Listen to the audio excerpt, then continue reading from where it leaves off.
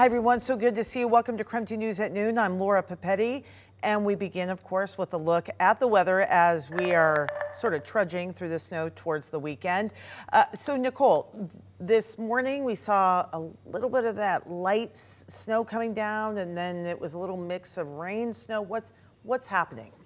So for most of us here in like the Spokane Coeur d'Alene area, if you do see snow, you're going to be seeing similar to what we saw earlier this morning, a light snow.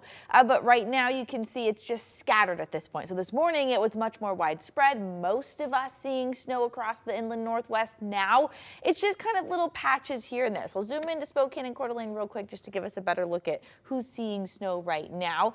Spokane just got a little bit of snow, but is now heading into a little bit of a break. Coeur d'Alene, kind of the opposite, been in a break of snow, but now is going to get a little dusting of snow here in a second. I want to let's see if I can kind of clip this real quick, because I want to show you this other thing that's happening. Is there's this line right about Moses Lake and in between Spokane and the Palouse as to where freezing rain is falling south of that line. So down in Moscow just got a bout of freezing rain. Lewiston could be seeing some as well. Moses Lake seeing some of that freezing rain. Othello. So I'll talk about why there's that difference and what that line means coming up. But either way, just know it's scattered for now. So anything that does come through likely won't last that long. Right now, change required for most cars going over I-90 at Snoqualmie Pass. The pass is open. This is after crews completed avalanche control work this morning. King 5's Drew Andre has more on what drivers now need to know.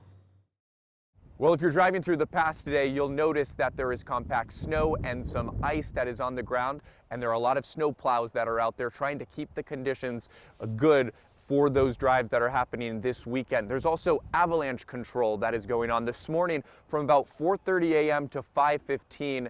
The eastbound lanes of I-90 on Snoqualmie Pass were closed because of that avalanche control, but they were able to open up pretty quickly. And you want to keep an eye on that, because potentially later today and over the course of this weekend, there could be some more avalanche control. That could mean an hour to 2 hour closures from time to time. So you definitely want to keep an eye on that if maybe you're going skiing or you have to work your way over to eastern Washington. But the story overall this week has been the amount of snow too. I think this bank behind us gives a pretty good sense of what we've seen. About a week and a half ago when we were here, this was probably only about 5 feet of snow along this bank. So a lot of snow has come through. And over the course of the week, we have seen a lot of real icy conditions too. So definitely keep an eye on those avalanche control over the course of the weekend if you're driving through this area. Reporting from Snoqualmie Pass, Drew Andre, King 5 News.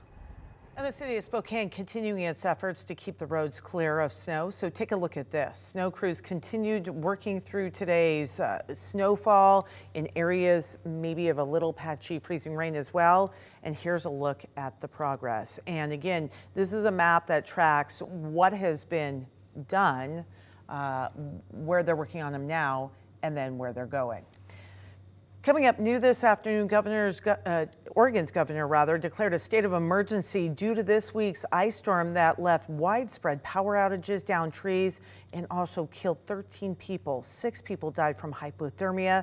Others were killed by falling trees or fires. Right now, tens of thousands of people remain at this hour without power. Then another round of freezing rain hit this morning in the Columbia River Gorge, and the Portland area is still slicked over with ice, canceling school now for the 4th day in a row there.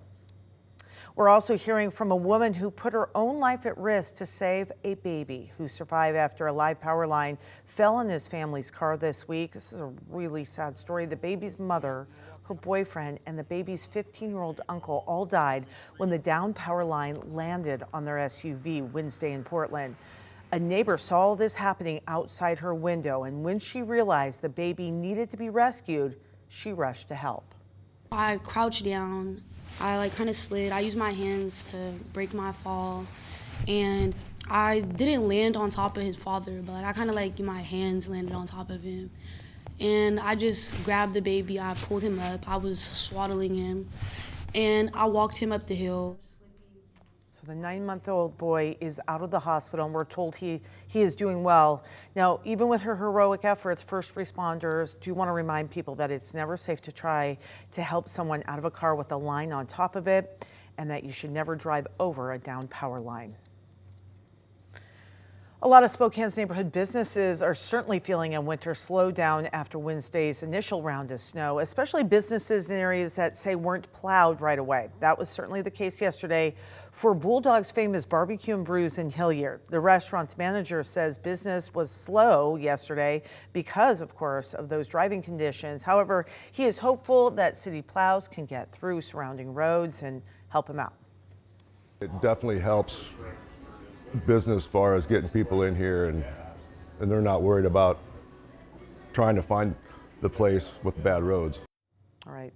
Even though some of the roads around the restaurant are not plowed yet, thanks to a loyal customer of the parking lot outside of Bulldog's famous barbecue and brews, that has now been cleared.